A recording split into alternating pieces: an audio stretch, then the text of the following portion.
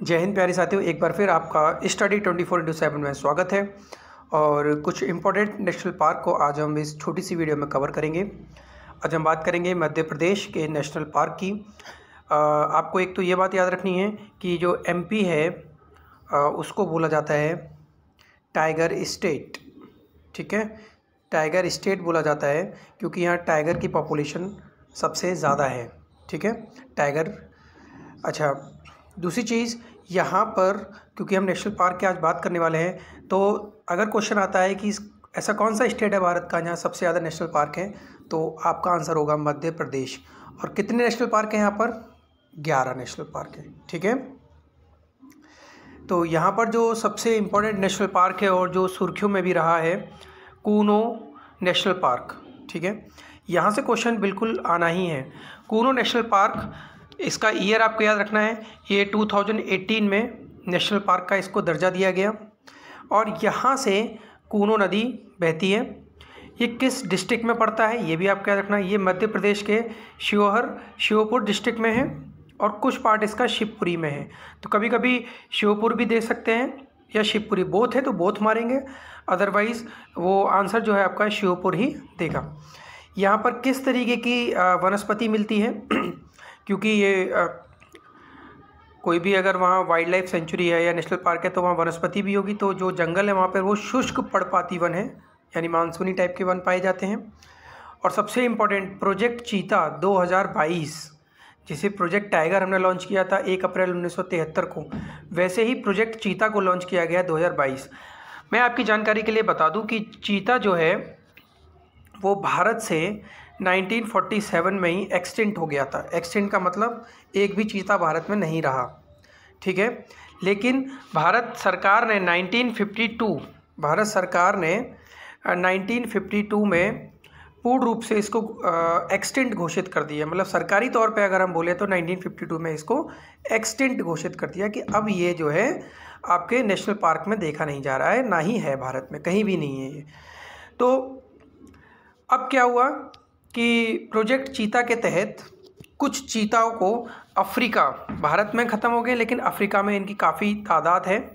ठीक है, तो अफ्रीका में जैसे जो नीचे वाला पार्ट है अफ्रीका का, भारत की तरह ही है उसका, ये जो प्रायद्वीपीय पठार है, तो यहाँ पर ये वाला जो रीजन है अफ्रीका का, तो यहाँ पर आपका कालाहारी डेजर्ट पाया जाता है। ठीक है, कालाहारी डेजर्ट।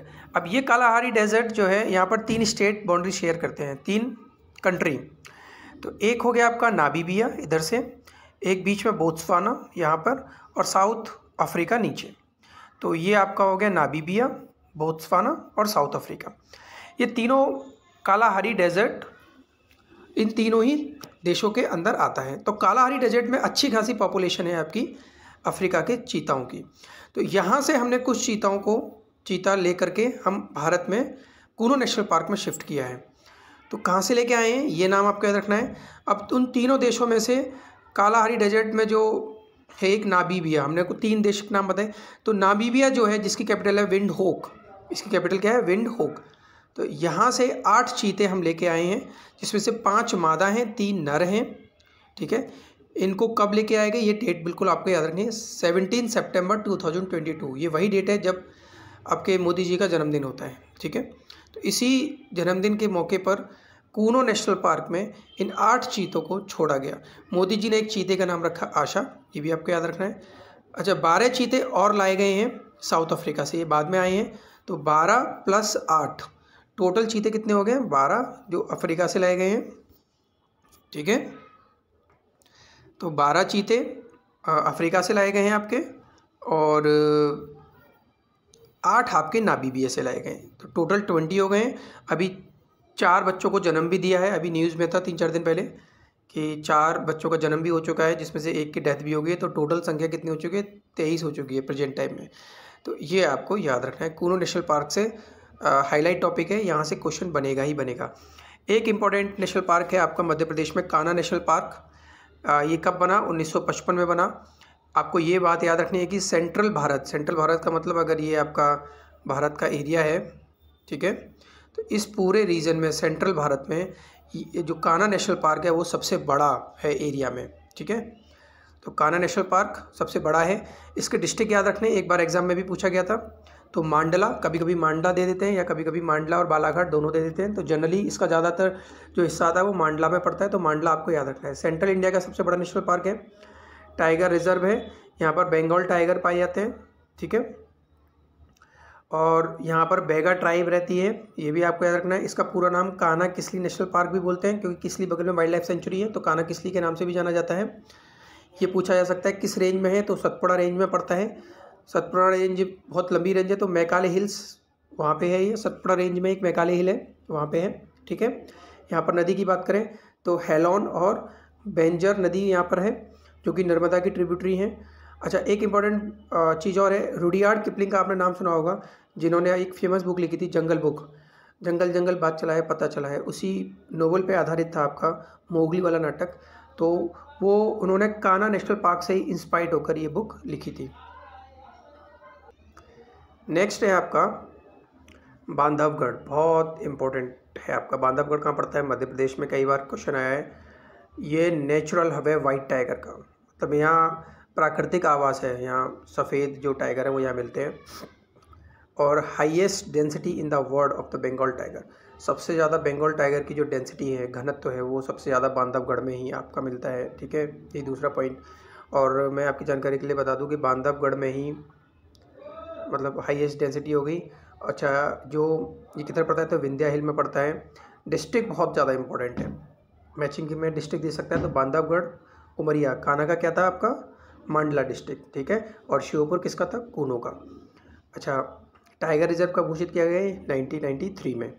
यहाँ पर कैसे फॉरेस्ट मिलते हैं? तो साल फॉरेस्ट पाए जाते हैं, साल वाले वन यहाँ पे पाए जाते हैं। एक और इम्पोर्टेंट है यहाँ पर मध्य प्रदेश का पेंच। पेंच नेशनल पार्क कब बना? 1983 में। ये भी टाइगर रिजर्व है, 1992 में बना। पेंच नदी यहाँ से बहती है। और सियोनी जिला या छिंदवाड़ा, ये भी सतपुड़ा रेंज में आपका पड़ता है।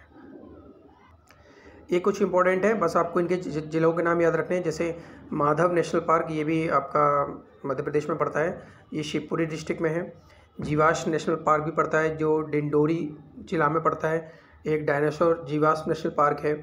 एक सतपुड़ा नेशनल पार्क है आपका, ठीक है। एक संजय नेशनल पार्क है, जो सिंधी जिला में पड़ता है। इसका पूरा नाम है संजय डोबरी नेशनल पार्क, जो टाइगर रिजर्व भी है। एक्चुअली में इसका 1/3 पार्ट तो मध्य प्रदेश में है और 2/3 पार्ट इसका छत्तीसगढ़ में है। तो छत्तीसगढ़ अलग बनने से इसका नाम इन्होंने गुरु घासीदास नेशनल पार्क कर दिया। तो गुरु घासीदास नेशनल पार्क जो हाल फिलहाल में न्यूज़ में चल रहा था कि टाइगर रिजर्व भी बन गया है, बट अभी उनके लिस्ट में ये ऐड नहीं हुआ है। तो अभी टोटल टाइगर रिजर्व आपके 53 ही हैं, और जो 53 में बना है वो आपका रानीपुर, जो कि चित्रकूट में है, यूपी का। एक वन विहार नेशनल पार्क है और एक पन्ना नेशनल पार्क है आपका। पन्ना कहाँ पड़ता है? पन्ना डिस्ट्रिक्ट ही है, और छतरपुर डिस्ट्रिक्ट है। तो ये कुछ इंपॉर्टेंट नेशनल पार्क थे मध्य प्रदेश के, जिसमें से सबसे इंपॉर्टेंट है आपका कूना और कान्हा और बांधवगढ़। इनके डिस्ट्रिक्ट आपको पता होने चाहिए। तो ये वीडियो आपको कैसा लगा? ये नेशनल पार्क से रिलेटेड 1-2 वीडियो में और ऐसे ही छोटी वीडियो बना के आपको भेजूँगा, क्योंकि ये जो भी इम्पोर्टेंट नेशनल पार्क मुझे लगेंगे।